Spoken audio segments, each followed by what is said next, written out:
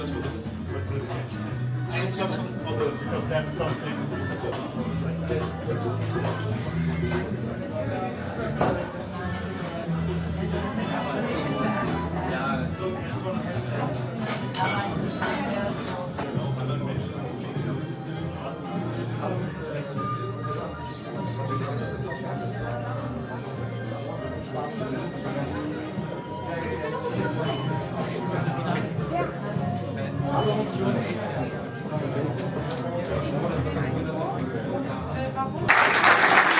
Have fun.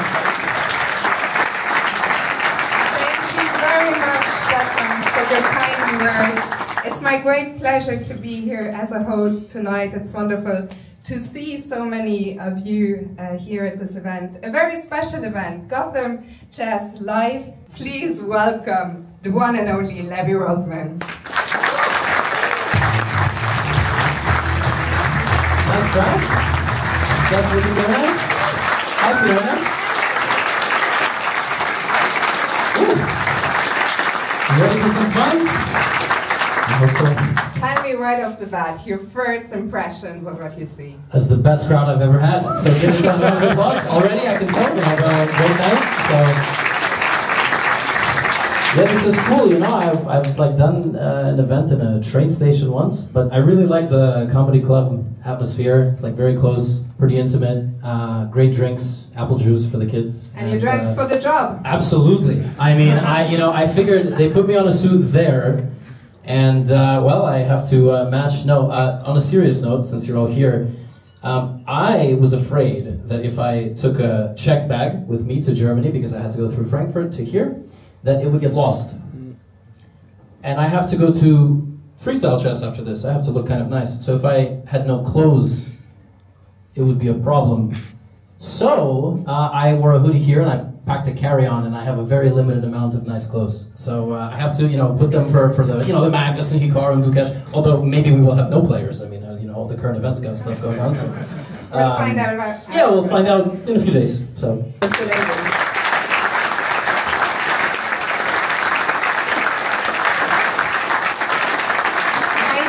I just have a quick question for you before I leave the stage. You're Germany's biggest YouTuber. You're a bit of a legend here in Hamburg, let's face it. In Germany. In Germany, all over Germany. Hamburg especially is a big city for chess. Not just in Germany, but in Europe. You have the biggest chess club in the entire country here in Hamburg, which you're a member of, Georgie. Yes, that's true. And lately a lot has been happening. Magnus Carlsen made his debut for St. Pauli just a few weeks ago. Now you're here, Levy is here. Tell me a little bit about how you see the evolution of chess in Hamburg and everything that's happening now. Yeah, Hamburg is the capital of chess in Germany, that's for sure. The biggest club is here, Hamburger SK. Jan was a long-time member of Hamburger SK also. Before he left.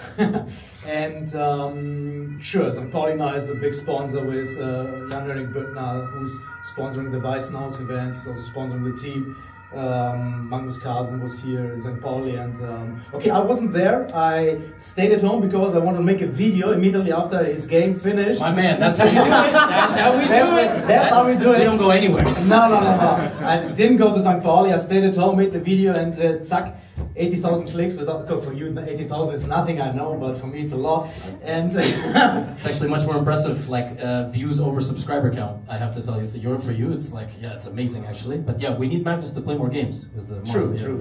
He can't stop playing classical. Do you ever regret naming yourself the Big Greek? No. I was so confused.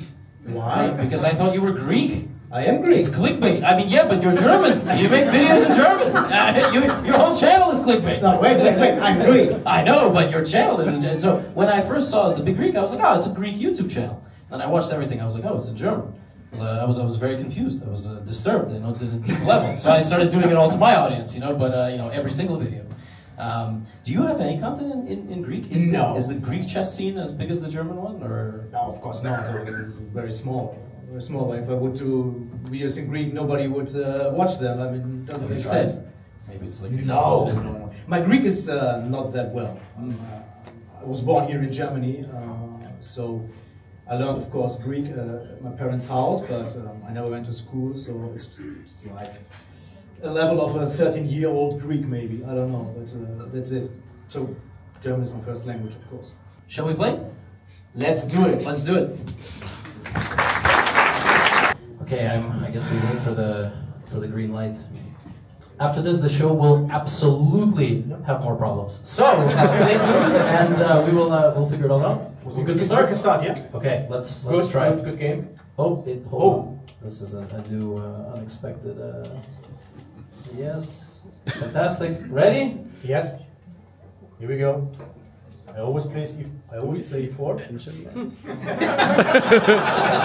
Or do you? I mean, the arrow right there. You lost on time. You too. Yeah, but he lost on time first. So It was 0-0 from the beginning. Oh, it's happening. Now it's working. No, but speaking of which, and yeah, of course we will play, and hopefully, I mean, this is no, it's good. My time is running. What? My 2:45. But you know, this is why, like at the World Blitz Championship, the same things happen. I don't know if anybody here was watching the World Rapid and Blitz, the one with the jeans. Yeah, so you know, the first day the boards were just not updating at all, and it's actually kind of normal. Sometimes it happens, and you know, it sucks. But hopefully, we build like a camera technology that that can fix it. Guys, I'm very sorry. We're gonna have a change in the program. We will say thank you very much to the Big Greek for now. Please give him a warm round of applause.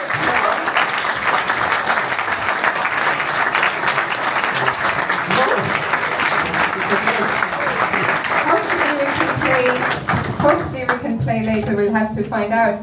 But for now, we're gonna move on to the next part. After that, we'll do a quick break. But for now, it's time for our second guest. Yes. Another legend of Hamburg, the Hamburg chess scene. He's a grandmaster. He's, as we talked about, the captain of the national team. He was a part of Team Magnus. I don't think he likes these long introductions, so I'll just shut up now. He's now a content creator. He's a streamer. He's a YouTuber. I'm running out. Please give it up for Jan Gustafsson.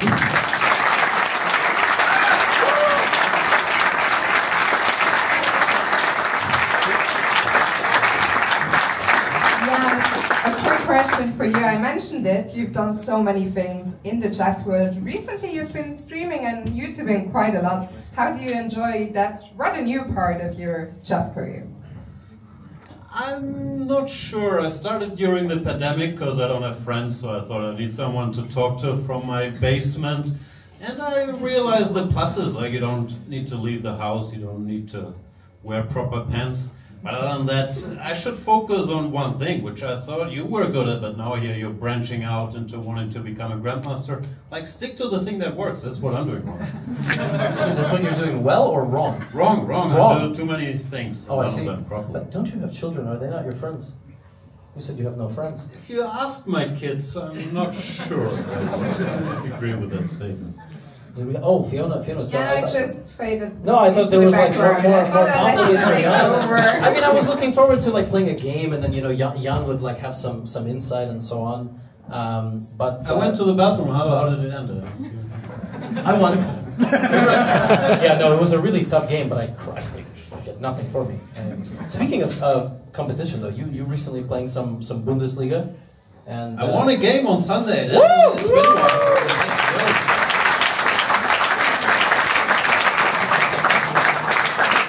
And who watched the game live? Also, I think one of your more well-known roles was being on Team Magnus. I don't remember how many of the championships you were on. 3, yeah. What was that like? How did that start? What was that like? What's it like working for somebody like that? I mean, I guess you were specializing in some of the more martial stuff, opening specific stuff. Can you take us through that? Yeah, World Championships are special in chess. I'm not sure if people know this, but normally at a top tournament you bring maybe one trainer, or we call it a second, who's there with you to go for lunches, walks, and help a bit with the openings. But World Championship matches, you typically have a team, and for us it was Peter Heine of Twitter fame, was Magnus's head coach, who was with him on site, and we were somewhere remotely, was 4 guys, working on openings. And the first time we did it wrong, we were in Norway in some rainy resort, but then we figured out the secret. You just go to Thailand, you convince Henrik and Magnus that it's a great idea because of time zone difference, and then you chill in the sun, you work from 10 till 4, send some files, guy's good at chess, so he's gonna win the match, and then you take credit. So it's, I can recommend it. Let's give it a try. Yes. Okay, give Levy another round of applause. It's for the screen.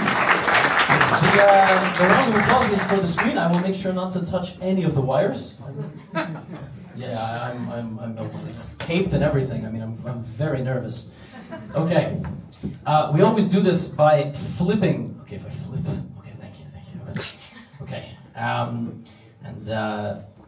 Hopefully, usually the person playing opposite the random noob is a Gotham subscriber, but no pressure. You don't have to be. Okay, this is great. I mean, this is what better way to start than Caro-Kann, right? Like this is vintage stuff.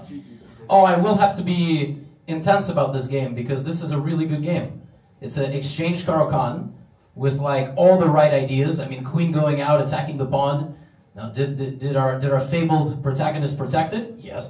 Unbelievable. I mean, this is probably at least like 2,000, by the way. This is actually the best move because you don't want to put the knight here because it can be captured and the pawns will be damaged. So this is all excellent. Okay, this is not a bad move, but there is one trap here, which is kind of funny. You can, if you have a knight already on this square, you can take this pawn and then you can take the bishop. This is one famous trap, but you need the knight on the correct square. But okay, you can just put all the pawns on the light squares. I mean, how do you pronounce your name? Is it Matisse? Oh, that's going to be tough for you. Say it like an American would. Mathis. Mathis. No, but I will. Sometimes it's tough for me too. But so far, excellent stuff here. I mean, this is exactly what you're supposed to do. You're supposed to play on the queen side. Black traded the light square bishop. All pawns on the light squares almost. Okay, now just don't get the knight captured. You should probably protect or do this. That move is terrible. Okay, I wouldn't go there though. I would probably continue. I think this is a mistake because of some the fact that maybe even there's a sacrifice or something like queen here is now really strong because basically you ignore this. This is under attack. Did white play it? No. Okay, so I'm getting 1600, 1700 vibes. Okay, e5 is very dangerous. You see how you change your structure, but it's for the worse. You had pawns on the light squares. You actually played this game like me, which was fantastic, but then not. If you finish your plan, you have a great position. Knight comes in, you target the pawn structure, but then, okay, but again, everything is easier with the roller coaster of the bar. White is also not going to play correctly. White wins a pawn, but now you have the pawn push, nice. And now, by the way, now black is better, even though white won a pawn. Finally, yes, this is the move we've been waiting for. And now we go on an attack. Okay, now we have to trade the king, yes. Ooh, this is like the smartest move I've ever seen. Oh my gosh, rook takes and a fork of every piece. Okay, rook b1. Now what do we do? This is fantastic. I mean, this is like a grandmaster in the audience. Taking the bishop was apparently better, but is that just a free bishop? Yes. Yeah, okay. Maybe low time, maybe, this was the idea, but the rook can take the bishop. Or you can give a check, yes, and then give, that's even, I mean, look, we gotta give this a round of applause. This is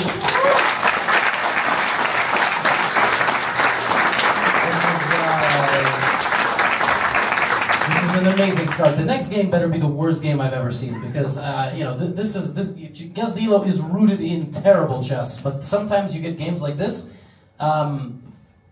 and I would click game review just to show the quality, but then the whole thing will shut off. So we will not be doing that.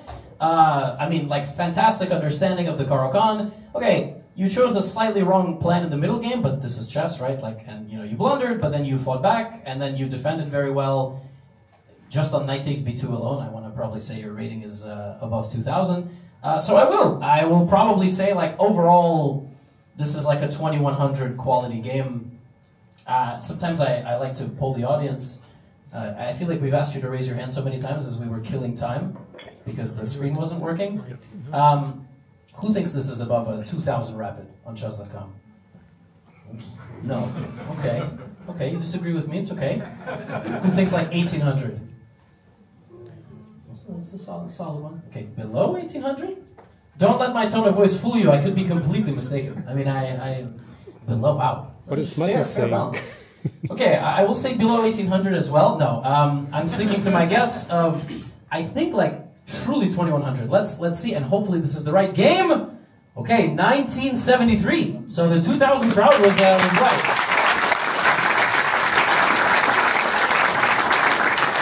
Well, this question is from some guy who does interviews in chess.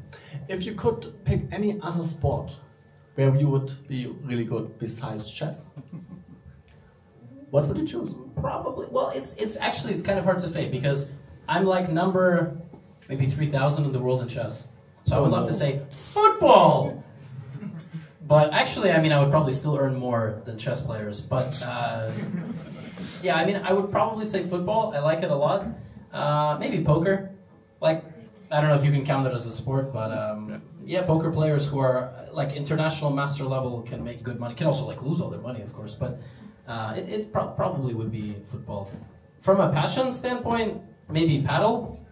But I have no idea how much money there is in paddle. I just really like paddle. So, but yeah, probably football. Like European, not this stupid thing that's called football. Thank you. Thank you very much. Okay, it was two. I hope it was, you know, oh yeah, you can sign in the photos. So.